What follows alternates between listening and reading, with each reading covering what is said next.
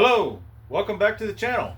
It's time for an update on my second gen two-wheel drive to four-wheel drive conversion. If you're new to the channel, just review very quickly. This is a two-wheel drive truck, 1995, rust-free from Tennessee. And ever since I got it, I wanted to make it four-wheel drive.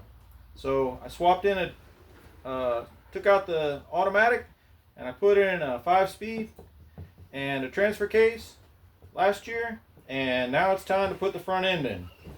I didn't want to use the frame from a four-wheel drive truck, even though I bought one as a donor, because there are steering problems inherent with the second gen four-wheel drive. You can get all kinds of problems, and it costs a lot of money to fix it, and you can still have a lot of problems after spending a lot of money. And also the steering is very problematic. So what I decided to do was to swap in the leaf springs and front differential from 2002 F250 Super Duty and the rack and pinion from a third generation Dodge Ram. And I've made a lot of progress, and this week I actually got the front end underneath there just for mocking up purposes. So let's take a look.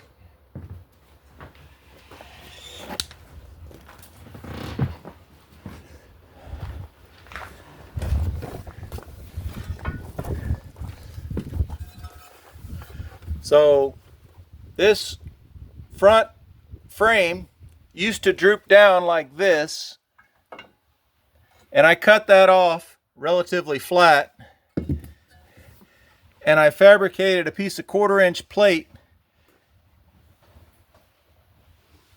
I drilled 5 holes in it, and I put 1/2-inch studs in it. Well, I tapped the holes and I put 1/2-inch studs in it with welding on the top, so it's more or less flush. And you can see there's 3 bolts here. Right now I've just got 1 nut holding it, but that allowed me to use the stock front forward mounts, and it allowed me to use the crossbar for centering purposes. Now I don't know if that bar is going to remain, but it's great to have it now for mock-up purposes. So the F250 that I had, say hi Django, the F250 I have is from New York, so it's got some rust issues, and I disassembled it because I needed all the parts, like this this spring perch. So I took the spring perch off, and I took this lower mount off, and I wire wheeled them, and I put rust preserver or converter on them, and I painted them 2 coats of paint. And I got brand new springs, new shackles, new bolts. It all came as a kit. And this front end, if you're new to the channel, is completely rebuilt. I got it off Facebook Marketplace. It had 488 gears in it, and I swapped in some 355 gears. It's the first time I did a ring and pinion, but it turned out pretty good. It's got a little more backlash than it's supposed to, but I am not going to be using this truck front end all that much. I'm just going to use it to get me out of the mud if I get stuck, if I'm towing my dump trailer, or maybe occasionally to get up the mountain to get home. It does have manual worn hubs, which is great. The vacuum hubs cause you all kinds of problems up here in the north. And now I just need to decide how I'm going to fabricate the rear. A lot of different ideas of what I could do.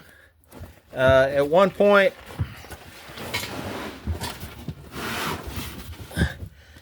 I wanted to make a flat plate and cut out this whole mount and make a new mount for the body.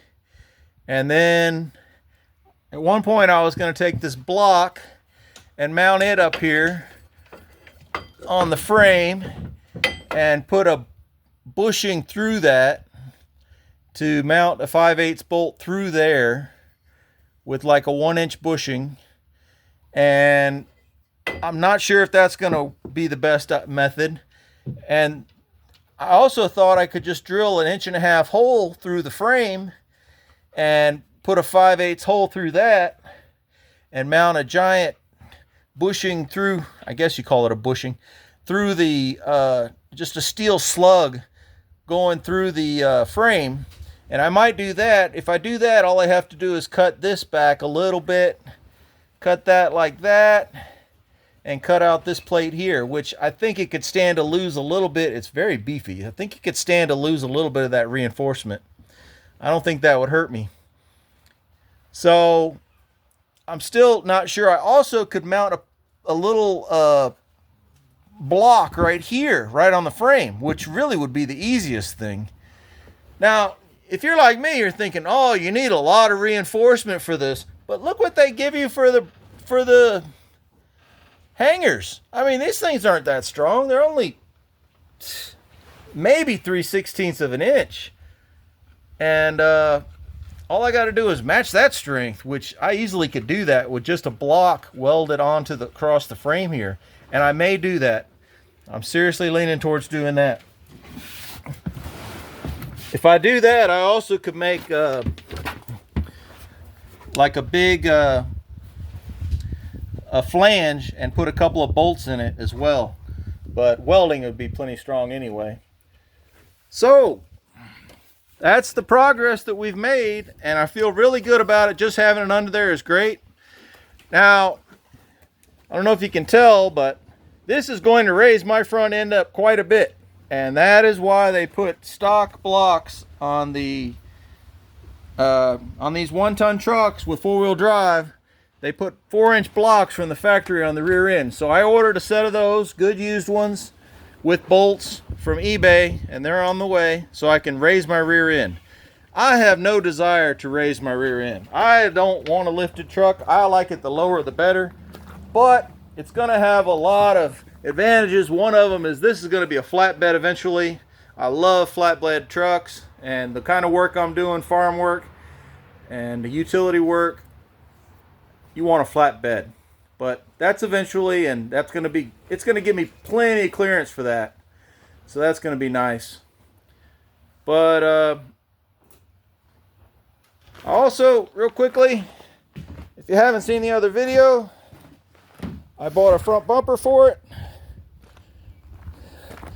So I got this ranch hand bumper off of Marketplace and paid $200 for it. It was originally made for a Silverado. It had some big wings on it up here, which I've cut those off. And they did make the model of this. They still make a model of this for the Ram. It's $2,000. And it comes with a big flange up here, like this tall. And I'm hoping I can eliminate that. But I really like the looks of the stock bumper. But one, it's made out of tin foil. It's not going to stop anything. The second thing is I really wanted a receiver hitch.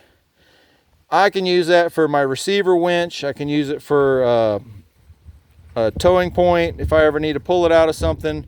And I can also tow trailers with it. So the cool thing about this is that it has a hitch. Right now there's a mount is missing, but it has a mount for Silverado adjustable fog lights. And Morimoto makes fog lights for this thing.